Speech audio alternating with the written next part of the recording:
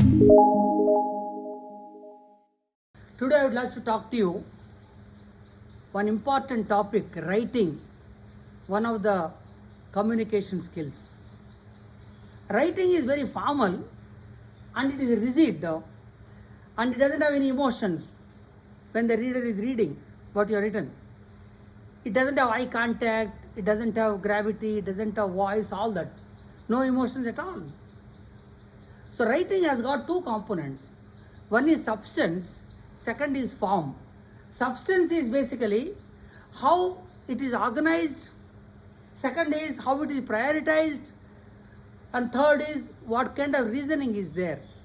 Reasoning, prioritizing and organizing together is substance, while form is spellings, grammar, paragraphing, clarity, consistency.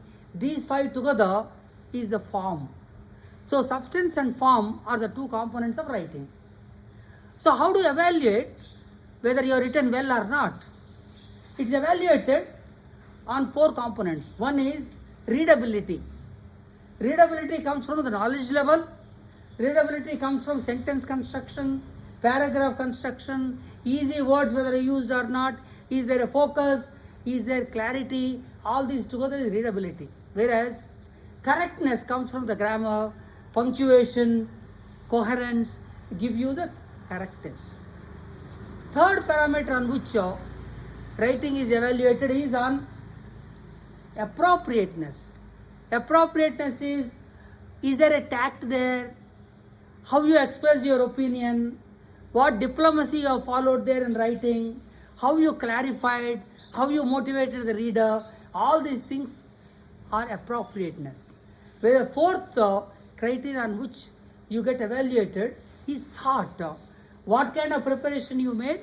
What kind of competence you have? What kind of analysis you made? What kind of persuasion you made the reader to read and get convinced on your writing? So these four parameters are criteria: readability, correctness, appropriateness, and thought. These are the four on which writing gets evaluated. So the tips I would like to give you for better writing is avoid jargon. Jargon is simple filing clerk. People say data tracking and retrieval specialist, or a cobbler, they will say footwear maintenance engineer. That kind of jargon is not required.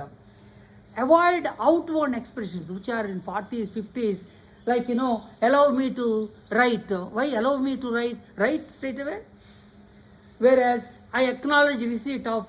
Why acknowledge receipt of? I received. Same way, why do you want to say enclose, please find a check? Doesn't have eyes to find.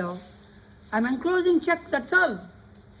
Same way, several words you use for one word. For example, at a later date. Why later is sufficient? Same way, another one people is, we were able to reach a decision. We decided. Misspelled certain words, separation, principle, these kind of words are misspelled many times. And lastly, salutation. When you say, dear sir, how do you end as yours truly? Dear say, you will say, dear Mr. So-and-so, you have to end with yours truly. So, the tips I am giving you to avoid is basically avoid jargon, avoid outward expressions, avoid the several words, misspellings, and also the salutation correctly.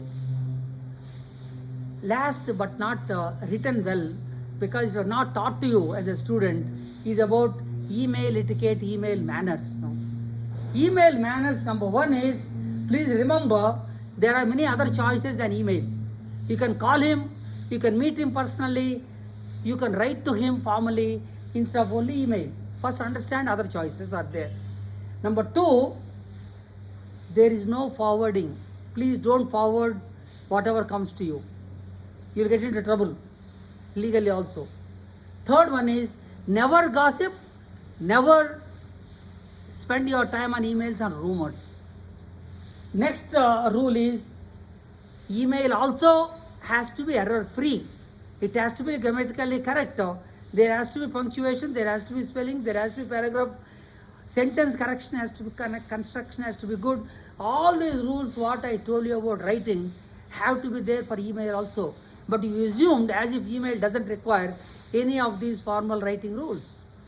So my friends, please practice writing skills to become a good writer and a better communicator. Thank you.